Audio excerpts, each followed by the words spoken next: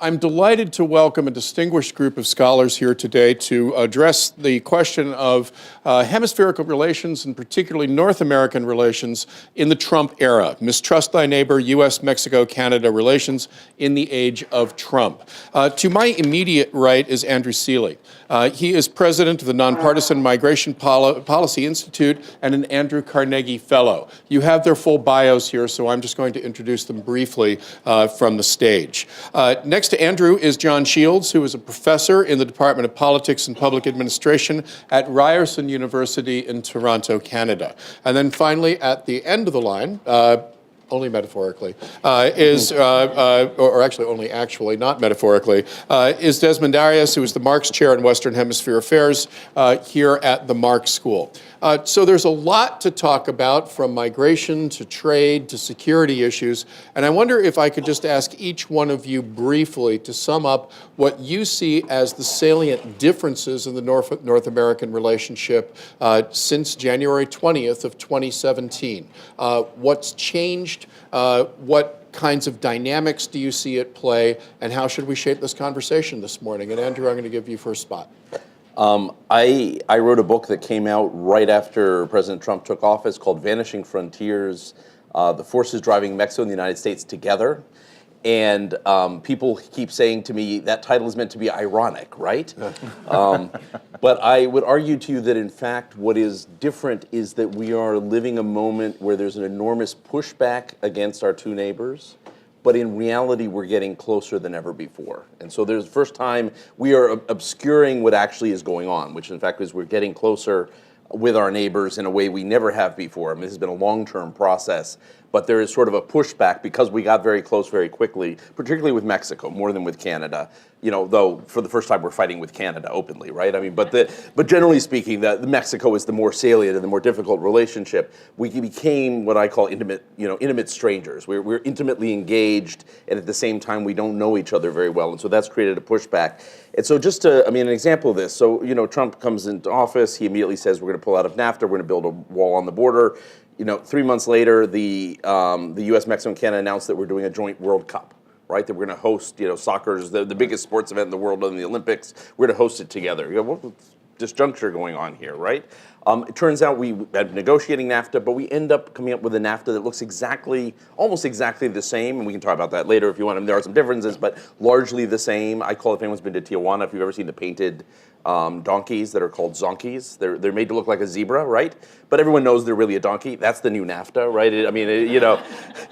We call it something else. We say, it's great for the American worker, but it's largely the same thing. Largely because what we have in NAFTA is not a trade agreement. We trade with China, we trade with the EU, we trade with lots of places in the world. In North America, we actually make things together. I mean, NAFTA is actually a production agreement, not a trade agreement. There's a lot of trade that goes on, but literally half of the trade in NAFTA is trade within industries.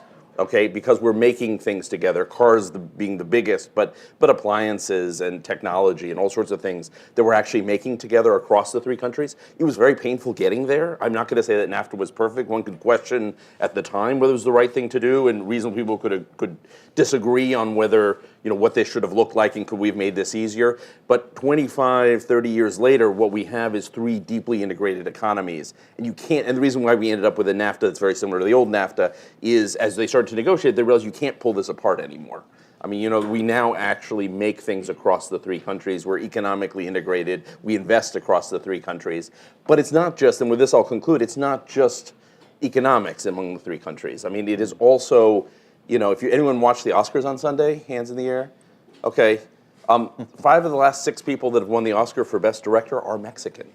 5 of the last 6, okay? Something is going on. So Vanishing Frontiers, I have a chapter on film, actually, which was the most fun to write, because I knew nothing about it when I started, and I got to watch films, which was really fun. And I got to take my wife to watch films, so it was very good, very fun, actually. But there is something going. What I found as I was looking at that is that, in fact, has been an integration going on between the Mexican film industry, which was very creative already, and Hollywood, because we're neighbors, right? I mean, by the way, does anyone know how many Canadians have won the Oscar for Best Director? I have no clue. Okay? I thought of looking that up on the way here. I said, it doesn't really matter. We won't even ask that question, right? How many of the actors and actresses that were nominated were Canadian? I have no idea. We don't even ask that question, right? I mean, this is something where it is so natural. If someone is Canadian or American, the number of people that you suddenly discover are Canadians who live in the United States, you kind of don't even bat an eye, right? That's the kind of relationship we have with Canada. It is a much more fluid relationship, which is why we all sort of chuckle a little bit when Trump goes after Trudeau, because it seems so funny. Because this is an intimate relationship that's intimate, where we actually do sort of know each other. With Mexico, we still pay attention. It still is, it is still something we notice. But increasingly, not only are we economically tied, but in lots of things, and we can talk more about this, whether it's sports, the World Cup, but also, by the way, the NFL, Major League Baseball, NBA, all play games, regular season games in Mexico. I didn't actually realize this till the end of writing this book, by the way. All of them, I knew in football, but it turns out the NBA and Major League Baseball play in Mexico as well. I mean, there are all sorts of things, food, obviously. I mean, there are all sorts of connections we have on the cultural side as well. We're increasingly becoming 3 deeply integrated countries, yet at the same time, there are some real differences, and we can go into this further. There are some real differences, there are some inequalities, and there's some adjustments going on in this relationship. And I think part of Trump's appealing to this sort of anti-Mexico and then surprisingly occasionally anti-Canada, bent, and it's finding an echo in the American public, is that it does speak to still some of that discomfort we have in coming together with our neighbors. And coming together with the world more broadly, for which Mexico is often a metaphor, Canada less so. But there is some adjustment still going on, but I think what we're seeing is sort of the last pushback as we continue to grow closer. Okay, and we will a little bit later on try to get somebody to identify at least 5 of the #1 single Canadians, but that will be later. Yeah. There are lots of those.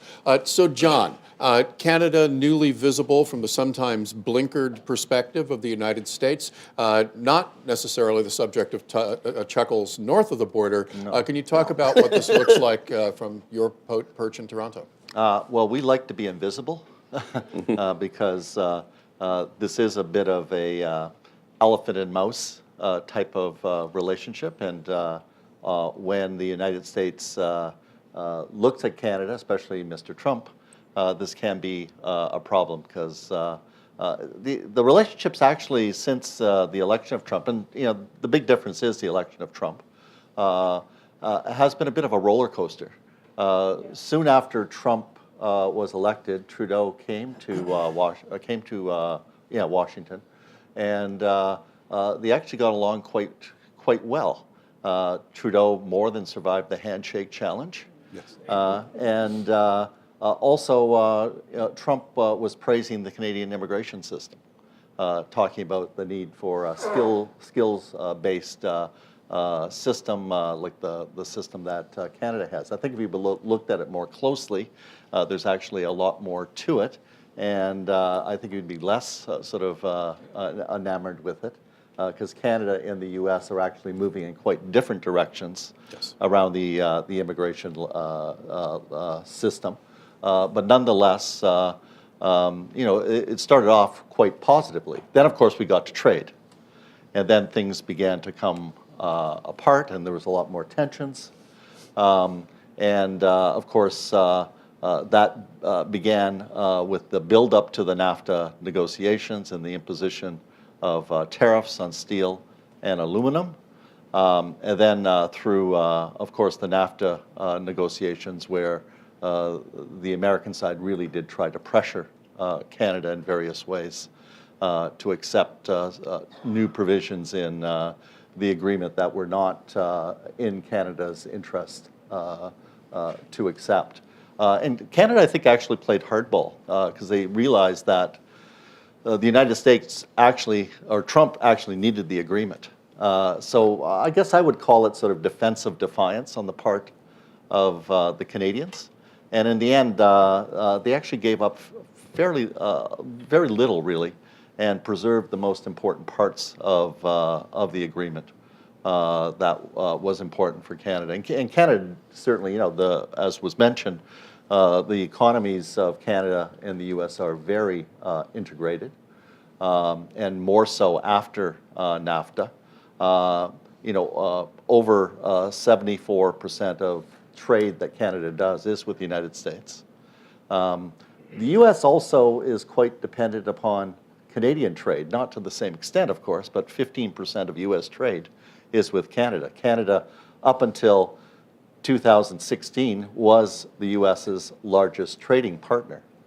It was surpassed in 2016 by China, very slightly.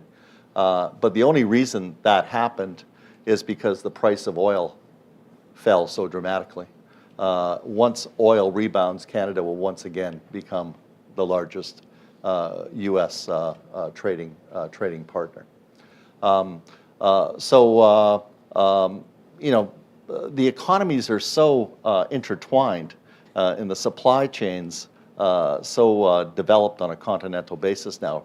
Really, they can't be undone without a lot of damage. So in the end, I totally agree. NAFTA 1 looks very much like, I'll call it NAFTA 2. Very, very little differences really there in the end. Now, I think there's a lot of continuities and some discontinuities in terms of the relationship. Again, I think the continuities are the trade relations, which are a little strained and people are a bit bruised north of the border. But they realize presidents come and go, and it's a bit of a waiting game on that front. And also, Canada's to some degree sort of vanished from the picture now. The attention has been turned elsewhere, and we're quite happy about that, actually. On the discontinuity front, I think Canada's moving in a very different direction in terms of immigration. It's also moving in terms of broadening its trade relations with the world. If the U.S. has sort of an American first approach, Canada has embraced sort of a progressive kind of trade agenda that is outward looking and more cosmopolitan in its nature.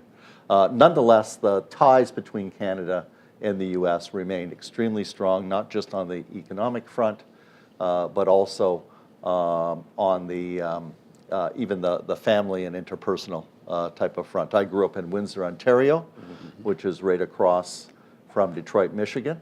I think we're one of the few places in Canada where America is actually north of us because of the way the continent goes there. But that city, there's a lot of ties. There's a lot of family that are on both sides of the border, and that's not uncommon. And of course, our cultures are very similar. A lot of the media that gets or originates in the U.S., of course, crosses the border. Most Canadians live within 100 miles of the U.S. border. And so those ties, remain.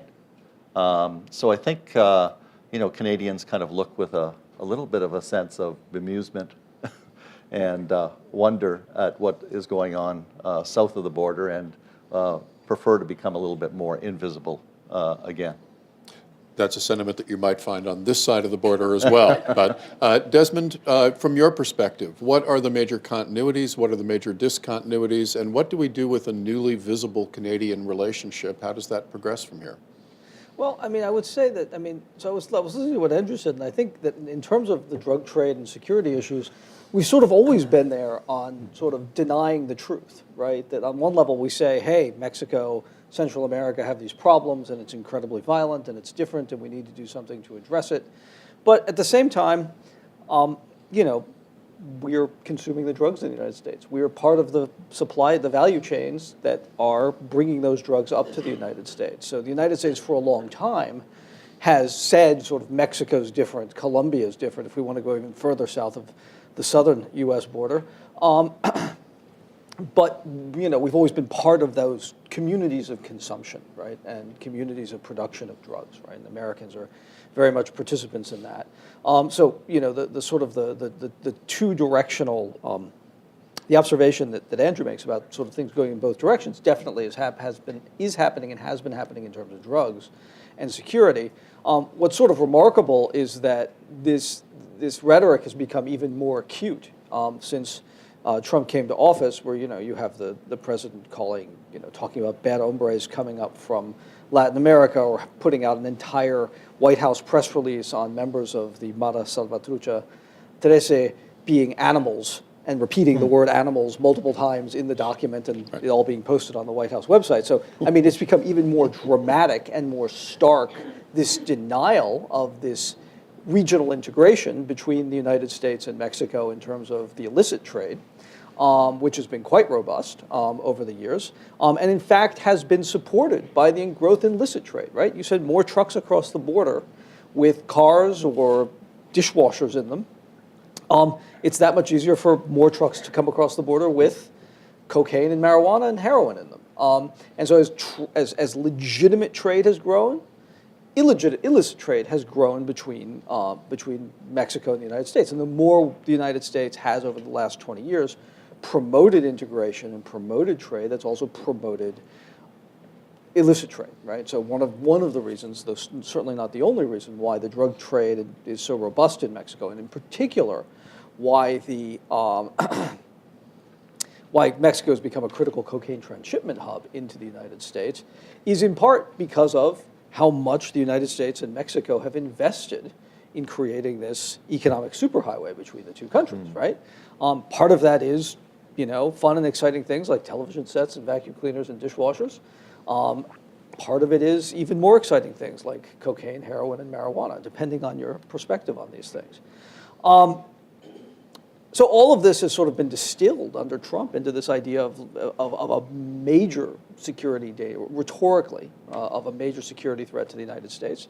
And the administration has this, this idea that, we can build a wall to prevent the entry of these products, which the United States government at the same time is making a huge effort to be sure can flow rapidly and efficiently through border crossings, right? And, if you're talking about the drug trade, this isn't stuff that for the most part is coming across in backpacks through the Sonoran Desert, right? It's loaded up on trucks and driven through, or it's, you find a town in Mexico near the border and you dig a tunnel underneath it and people come up in a safe house in San Diego and the drugs are in the United States. But this is stuff that's moving for the most part directly through where a wall would be, and with,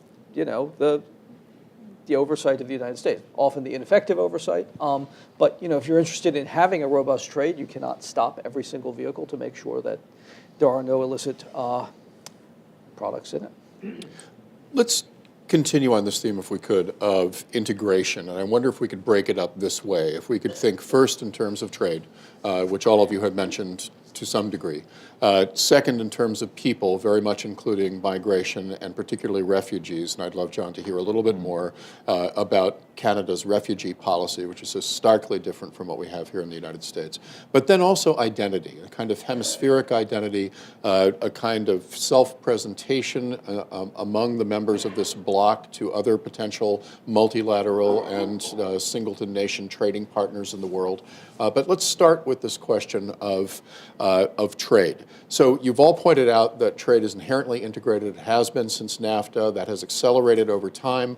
We've seen differential impacts. We've seen reduced manufacturing activity in Canada. In the United States, initially reduced manufacturing activity, taking off on an upward trajectory again after 2006, and a sharply increased trajectory in Mexico.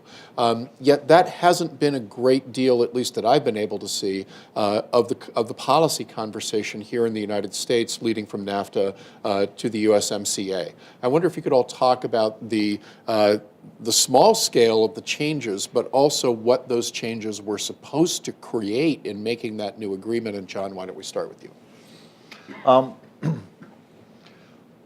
Well, I think for Canada, the big issue in the negotiations was to get a dispute, to retain the dispute resolution mechanisms. Not dairy cows.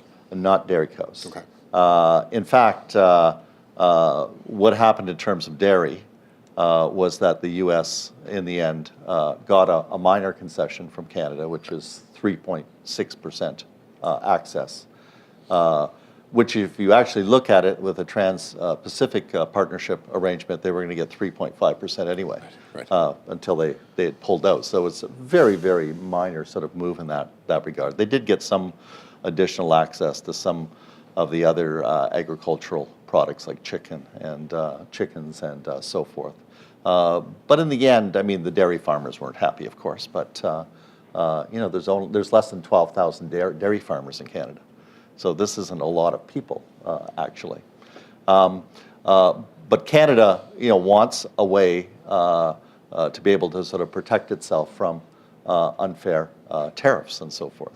And so they need a dispute resolution mechanism that's going to have a fair sort of a process and an independent arbitrator making those final types of decisions. So that was absolutely crucial for Canada. I don't think it would have signed the deal without that. And so that was a major concession on the part of the U.S. Canada was also very concerned with autos. Much of the manufacturing that goes back and forth is autos, auto parts, and so forth. And in the agreement, there are some limits in terms of how much can be exported across the border, but Canada's well within those boundaries, so it's not really going to affect us. Canada was also very much engaged in the initial part of the NAFTA discussions around increasing some of the wage rates in the auto sector in Mexico. And now 45% of manufacturing of autos in Mexico have to be $16 and above. So Canada actually was part of that sort of push. So the auto workers in Canada were quite happy with that type of arrangement. So it sort of preserves our auto component, although we did just lose 3,000 jobs in Oshawa. And of course, the United States also lost jobs in various states that are still going to Mexico because it is, in many respects, still cheaper to produce in Mexico because of wages and benefits and other sorts of factors. So this has obviously been a concern, but it does provide us a strong degree of protection that's going to ensure that still there's a significant amount of production that is retained in Canada. The other thing that was preserved is restrictions in terms of our cultural industries. For the United States, culture is simply a commodity. For Canada, it's about national sovereignty and national identity. And also because, of course, we also have Quebec, which is French language dominated.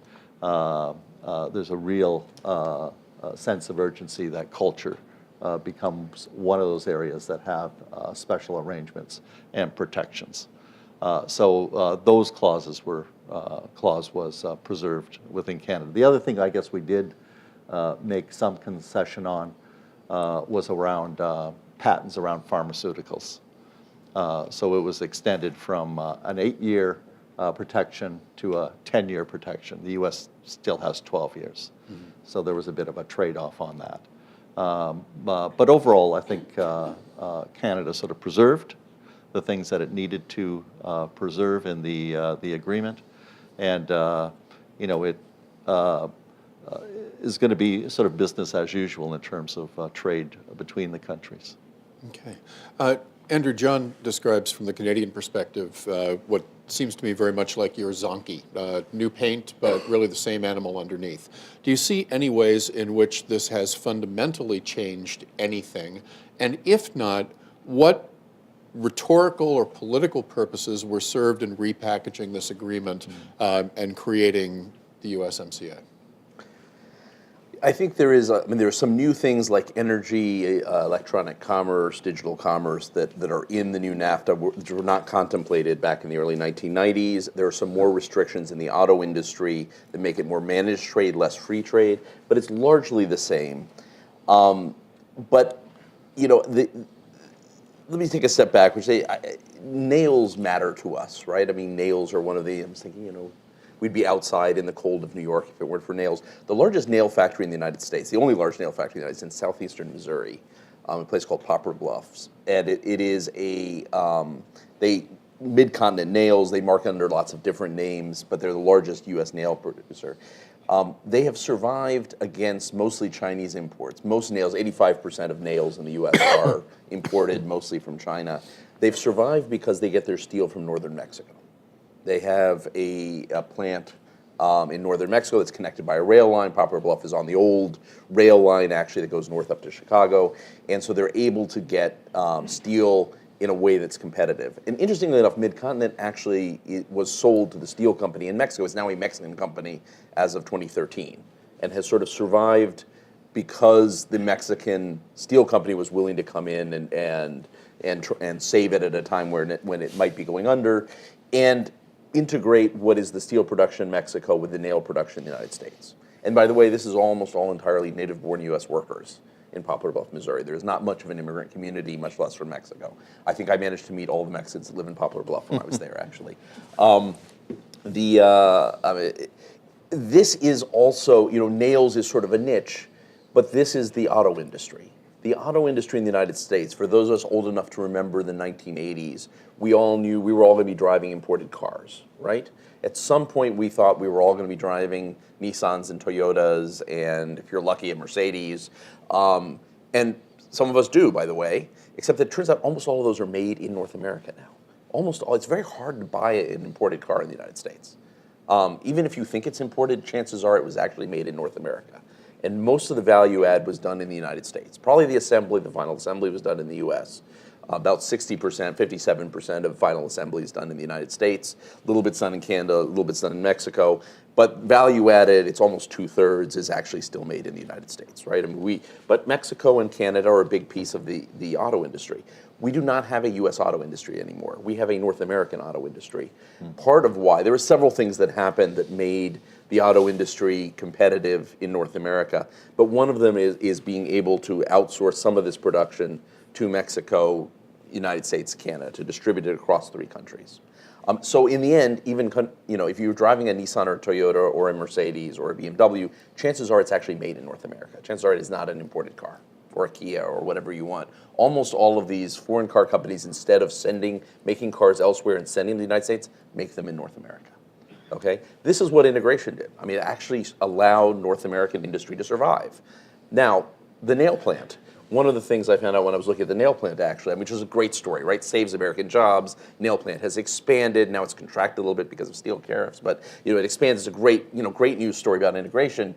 I've been talking to the CEO of the Mexican company that bought this, and he said, but the first day I showed up, I met the workers and I told them how we had just bought the company and we're going to expand it, and they're all looking at me like I'm about to fire them. Because this was one of the most hostile audiences. This is not the kind of audience I'm used to talking to. This is a CEO who's used to, talks to his workers and they all cheer and, these guys are just staring at him. And he's going to pink slip us. It turns out it was not irrational. There was an air conditioning plant around the corner from the nail plant, which had closed down and moved to exactly the same place in Mexico where he has his headquarters, right? And so there are lots of cases of this where this has happened. I can tell you lots of American industries saved by integration with Mexico and Canada, and yes, that's true. But there also are lots of Mexican companies and Canadian companies that were put out of business by bigger U.S. companies. There are lots of jobs that were moved from the United States to Mexico, particularly early on, still happens. There's lots of restructuring going on, and I think we need to understand that though we have done well in a macro sense, on average, we're doing pretty well in terms of economics in the United States.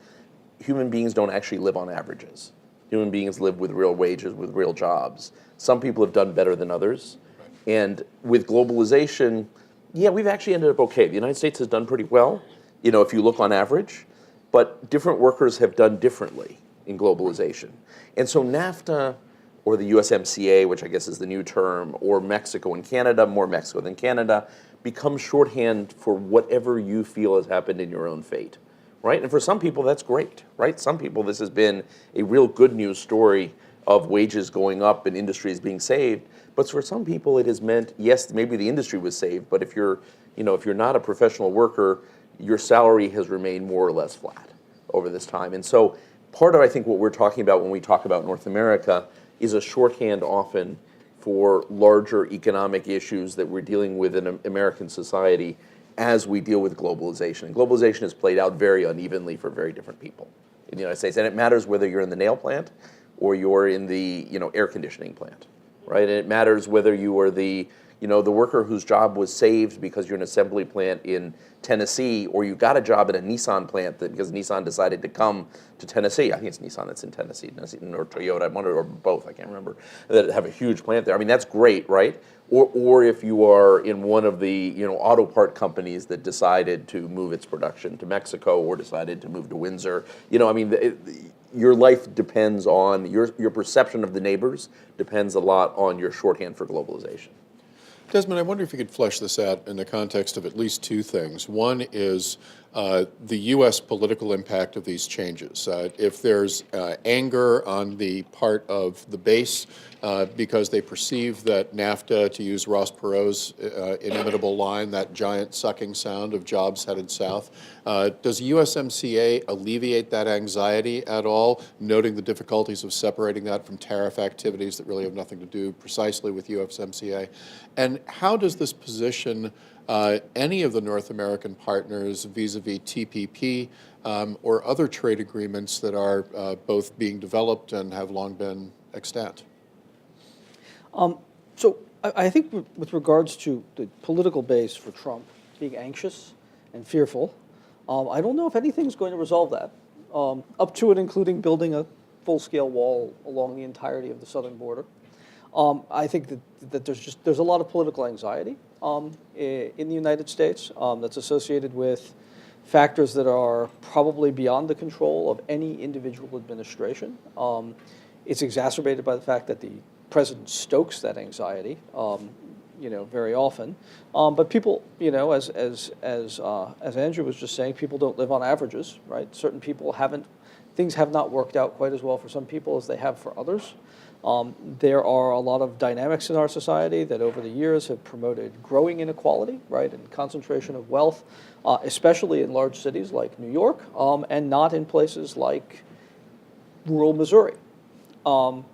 And in fact, a lot of what you have happening in, rural America is people leaving, right, and people seeing their towns sort of fall apart as people move to cities in search of opportunities. A history of small holding farms, family farms, in the Midwest and in other regions of the country, is breaking down for a variety of different economic reasons, right? And increasingly, over the past 30 years, family farms have become corporate farms. And, you have large-scale agriculture, and that's sort of and some of those dynamics, right, where the opportunities are located very often in large, dynamic, wealthy cities that concentrate a great deal of cultural and intellectual capital, is at the heart of a lot of this cultural anxiety. Leaving aside the question of migration, which I think also affects things on a certain level because you can see people in your community who might be different from you, and that creates anxiety. But a lot of the anxiety really is about people not living on those average growing GDP, wage stagnation in the United States, and in particular, people leaving certain parts of the country, right? Which is why you have, President Trump being elected with a minority of the popular vote, right? But certain key states where these experiences of deindustrialization, wealth concentration, out-migration to other parts of the country, actually delivering the election to him in the Electoral College, right? So I think that's a real dynamic, and it's important to understand that. I don't think that anxiety is necessarily going anywhere. If it is, it's going to require a rebalancing of a lot of priorities in the United States.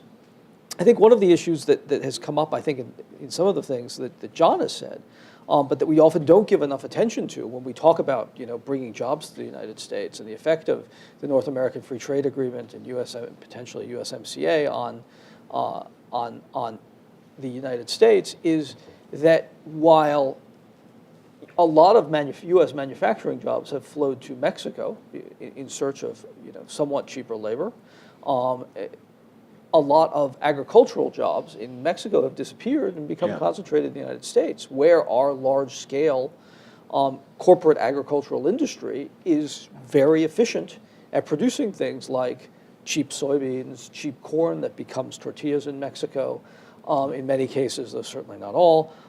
And so the Mexican agricultural industry has had a hard time, while the U.S. agricultural industry has been growing and doing quite well. And so it's interesting when, President Trump and others talk about industrial jobs in the United States, and a lot of this being a focus on industrial jobs.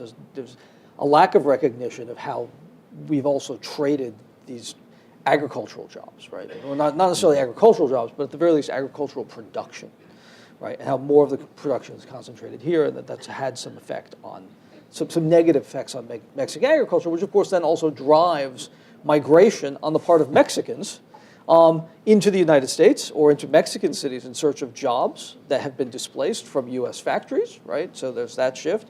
And also, some migration of some Mexicans into illicit industries, right? Especially, agricultural producers where, Mexico has certain advantages in production, right? It's easier to grow opium poppies in Mexico than it is to grow opium poppies in the United States. But, I was talking to a colleague recently, who works on heroin producing areas in Mexico, and opioid production in the United States, another type of industrial production, has hurt Mexican opium production, right? So these Mexican opium growers, who were providing all sorts of patronage and services in these communities that they dominated, have fallen on hard times, right? Now, a lot of that illicit opportunity structure in Mexico has flowed into, of course, cocaine transshipment, so they're not as dependent on opium production as they were, and heroin production.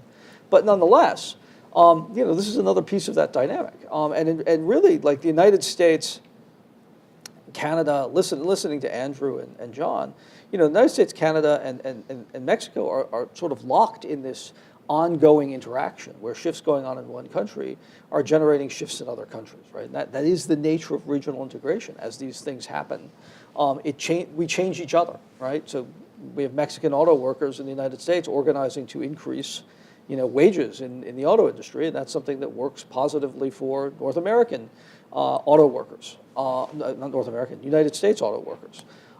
You have in the United States growing agricultural production, growing opportunities to export agriculture hurts agriculture in Mexico, but then it helps industry in Mexico, right? And the question isn't, with all of these agreements, NAFTA, TPP, isn't so much how are you going to stop this, right? It's how you're going to manage it for the benefit, for global benefits, but also for the benefits of your own population, and in particular populations that have been hurt by the dislocations of previous shifts, right? And what's unfortunate about our discussion in the United States today is how impoverished it is in terms of the real concern of how to manage those real concerns, right? It's about maybe throwing out NAFTA or getting some minor, concession that the president can tweet about, or it's about building a wall rather than developing, more coordinated industrial policy to address the needs of Americans who've very much been hurt by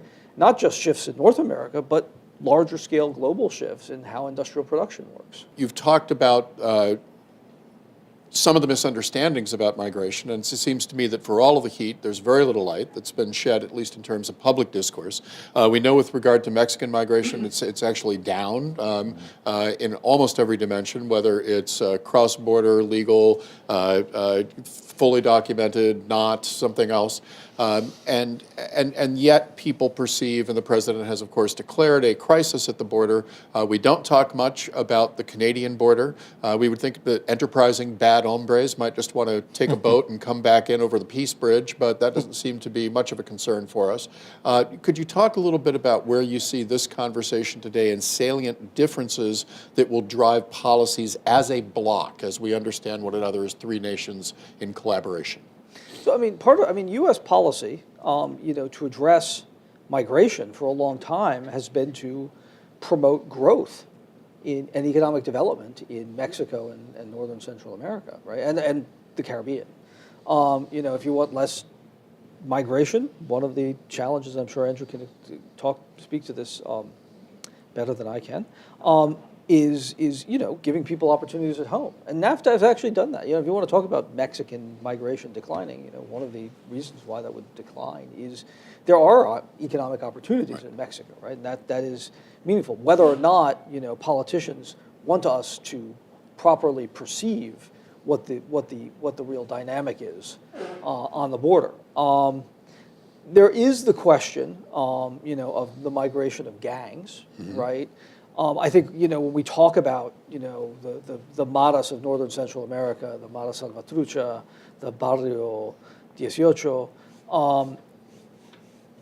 it's important to understand that we actually exported those gangs to Central America, right? They started among migrants from the civil conflicts in Central America, in Los Angeles, and a lot of those guys ended up in prison, and they organized themselves, and then as a result of U.S. policy changes in the 1990s, get deported back to Central America, very often having little education in Spanish, rudimentary ties locally because they'd spent most of their lives or much of their lives in the United States, and now they found themselves back in Central America, and they become the nucleus of these structures that then grow for a host of reasons domestically. Now, the president is, in addition to calling members of these organizations animals, right, has spent a lot of time demonizing these groups, and it's important to recognize that the Mara Salvatrucha and other large-scale criminal enterprises from Central America are in fact dangerous organizations. People join those organizations, especially in Central America, for legitimately complicated reasons. There's not a lot of security. There's not a lot of work opportunities. And for certain types of people in Central America, these are what so many of them perceive as an alternative to protect themselves, for young adolescent men to protect themselves in dangerous neighborhoods, and to, advance different economic interests. And I mean, there are a lot of problems with that, right? But nevertheless, this is, there are complex reasons why this is happening, right? The historic response of the U.S. has been to promote growth and promote democratic governance in these regions in order to minimize some of those stresses. But an important thing to recognize about the gangs, about these gangs, is that the president does spend a tremendous amount of time talking about how these countries are sending to us their worst people. And I don't think that that's really an accurate reflection of, the broader question. But even among gangs, the MS-13 doesn't smuggle people into the country.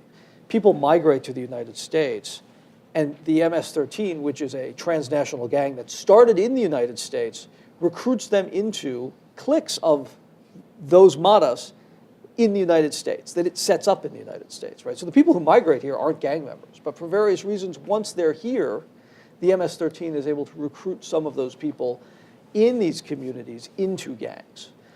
So you can put up whatever barriers you want at the border, but you're not necessarily going to find these people and stop them from coming into the country. They're not sneaking in here, they're coming in here legitimately.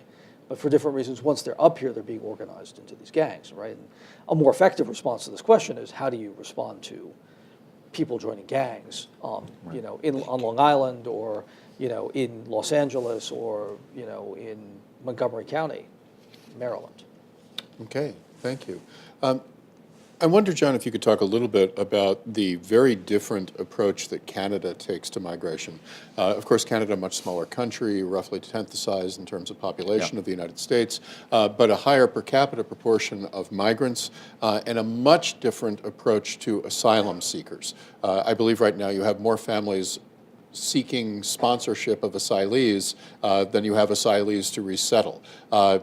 Couldn't be more starkly different either at the national level or in the terms of popular embrace than you find in the United States. Could you talk a little bit about that, please? Yeah, so immigration really is at the central part of Canadian policy, but in a very different way from that of the U.S. So it's a major sort of driver in Canada in terms of its economic policy.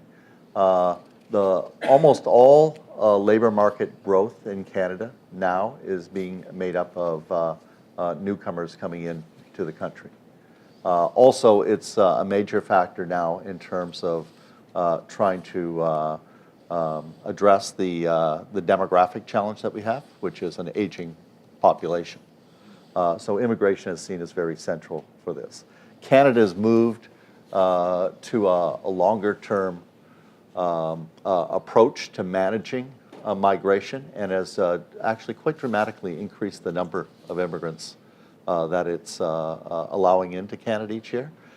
So by 2021, the goal is for 350,000 immigrants to come and permanently settle within Canada each year. And it seems to be going up by about 10,000 per year. Some have asked for 450,000 per year. So 350,000 actually means about 1% of the Canadian population. So it's quite dramatic. Over a 3-year period, it's about a million people. So this is quite substantive. But it's seen as being absolutely necessary in terms of rejuvenation of the labor market and for trying to address some of the demographic shifts in terms of aging population and the reduction in the ratio of how many old people there are and how many people are in the workforce and how much tax dollars it will pay to support the healthcare system and old age security and so forth. Canada tries to do what it calls a balanced system of immigration. So about 60 to 65% of immigrants are so-called economic migrants, so mostly skilled migrants. 25% roughly is sort of family class. They're coming in for family reunification types of reasons. And about 10 to 15% are humanitarian class. So these are the refugees. And that's a fairly significant proportion. If you look at it on a kind of a global scale, Canada is one of the leaders in terms of welcoming refugees. During the Syrian crisis, Canada brought in about 40,000 Syrian refugees. And it seems they're still doing the analysis on it, but seem to be actually been quite successful in terms of their settlement.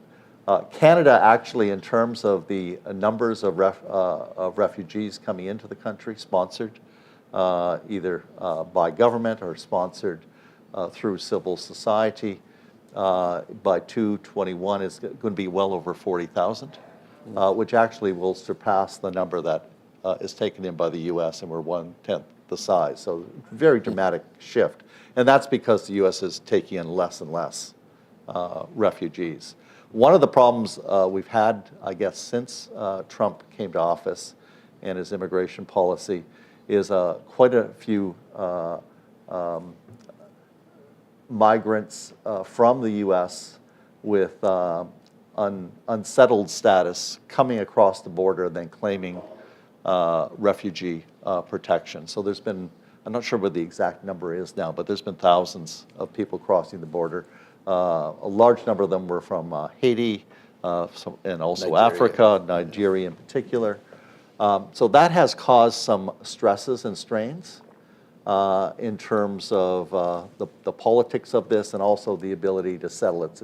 Toronto absorbs a lot of these folks in the end, and the city just doesn't have the resources to adequately house these individuals. But Canada is following the rules and giving each of these individuals and families hearings and so forth, and will resettle a good number of them. Some will be deemed that they don't really have legitimate sort of status, and then they'll face possible deportation. Although some may not be able to go back to their home country, so they may in fact land off staying in the country. The other thing I would say is that Canada, unlike the United States, has a lot of supports for newcomers, and this is not just refugees. So we have established settlement programs for language training, for employment, for orientation to the country, seeking assistance in terms of housing and so forth. And the federal government, as well as the provinces now, have been quite active in providing program dollars to nonprofit organizations that administer these programs. So I think for each new immigrant in the country, there's about $3,000 or $4,000 that's sort of set aside for that assistance. In the United States, it's much more of a laissez-faire approach where the government really has a hands-off type of attitude. So the idea is to create a welcoming community for newcomers because they are seen as being so central, and for government to be part of the solution here in terms of providing a good sort of first few years for assisting in that integration. Andrew, I'd like to get the audience questions, but you've been doing so much good work on migration. I wonder if you could say, just provide us with a capstone here, and also talk about something that we don't often talk about, which is migration into Mexico, particularly from the southern border. The number of Mexican-born people in the United States dropped from 11.7 million to 11.3 million between 2010 and 2017. That's 7 years. It doesn't sound like much, right? But the number dropped. We're having this debate about building a wall on the border. The number of Mexicans living in the United States has actually dropped in the past 7 years, right? Since 2007, the large-scale migration of Mexicans to the United States, overwhelmingly unauthorized, illegal, undocumented, whatever you want to call it, just hit a wall and slowed down, largely because things in Mexico had changed over time, and then you had a detonating event that stopped people going for a couple of years, the Great Recession, and then they just didn't pick up again. Right, and so the number of Mexicans coming to the United States has gone down. A lot of Mexicans still come to the United States, although fewer than Chinese and Indian immigrants through legal channels. Right, I mean Mexicans are just a little bit behind Chinese and Indians right now, but more Mexicans are going back to Mexico than are coming overall. That is quite shocking, by the way. That is, I mean, we could not have imagined this 10 years ago, right? This is sort of or 15 years ago. I mean, this is still, it still baffles me sometimes that as much as there still is a 4-to-1 difference, a little more than a 4-to-1 difference in wages between the United States and Mexico, you just don't have the magnet you once did for Mexicans to come. You would think more people would do this, and why people go back. I mean, some are being deported, obviously, but most people are going back voluntarily, and that's sort of interesting also. I mean, people are choosing to go back and start over. So this is, and we have a, at the same time the number of Mexicans is going down, you have a large number of people from the United States moving to Mexico. There are between 1 million and 2 million Americans living in Mexico right now, okay? We are their largest immigrant population, by far. About 2% of the Mexican educational system, elementary and middle school education, are U.S. immigrants, okay? Mostly children of Mexican parents in that case, but not exclusively, right? But about 2%. We sat down the other day we have a working group with a Mexican university where we're talking about migration policy. A lot of former policymakers, and we've involved a lot of current people as well. One of the things we discovered is actually how similar the issues that we're dealing with on both sides of the border. So, there is some differences. Mexico still has a large diaspora. You still have those 11 million people in the United States, right, who are Mexican citizens, half of whom are undocumented, which really matters to the Mexican government. And so, it's a different, it matters to the U.S. government. So there's a different relationship. But the largest issues on the table are Central Americans. We'll come to that in just a second. The Central American flow through Mexico to the United States and increasingly staying in Mexico. So trying to figure out what you do about immigration policy, what you do about your asylum system. How do you integrate people into communities that are already where services are already overburdened? Sound familiar, right? How do you integrate people who are, by the way, have never studied in Spanish, which is all of us, all the Americans, right? I mean, even kids whose last name may be Perez or Hernandez, who speak Spanish at home, have never read a book in Spanish before, and suddenly they're in a classroom in Michoacan trying to, and they don't know who Benito Juarez is, they've never studied Mexican history, and suddenly, they're in 4th grade and they have to navigate, they're immigrants. Right? And yes, legally they can actually get Mexican citizenship because if your parent's Mexican, you can legally become a Mexican citizen, but they are immigrants in the same way that a Mexican kid in Las Vegas is an immigrant, right? And so we actually spent a lot of time on integration issues, which we would not have done 20 years ago, by the way, or even 10 years ago. We realized we're dealing with integration challenges in the education system, integration challenges in the labor force in both countries, right? We're dealing with figuring out basic nuts and bolts of immigration policy. So what Mexico is trying to do, I mean, the large number of people, so when we talk about the wall, the large number of people coming across now are Central Americans. Overwhelmingly Guatemalans and Hondurans, overwhelmingly fleeing violence, bad economic situation, sense of desperation of the future. December, there were actually more apprehended at the U.S. border by U.S. authorities, more Guatemalans and Hondurans than Mexicans. By the way, almost impossible to believe that. than 10 years ago. More Guatemalans and Hondurans. These are much smaller countries, really far away, and yet there weren't that many Mexicans. Salvadorans, by the way, are going down also. There are a lot of Salvadorans still, but the Salvadorans, like Mexicans, are going down. Also, age pyramids in both Mexico and El Salvador skew a little bit older. Guatemala and Honduras skew younger. So there's more people in the age of migration. Huge issue that we need to look at is who needs protection and who doesn't. I would say one of the things that we've seen Mexico do increasingly is their asylum system has gotten overwhelmed. So they have a very robust asylum system, but completely backed up by now Central Americans who want to stay in Mexico and seek asylum, and completely backed up, and they're trying to figure out how to fix this. Same thing in the United States. You apply for asylum in the United States, you stay for 3 or 4 years. President Trump is not totally wrong, by the way. It creates a really perverse incentive if you don't have an asylum claim to apply for asylum, because you can stay for 3 or 4 years if you have even a slight asylum. But it turns out to be really unfair to people who have an asylum claim as well, because you also don't know if you're going to get deported back to face the gang member that wants to kill you or rape you or kill your child, and you spend 3 or 4 years going through this complex process. So huge need to figure out, and with that I'll end.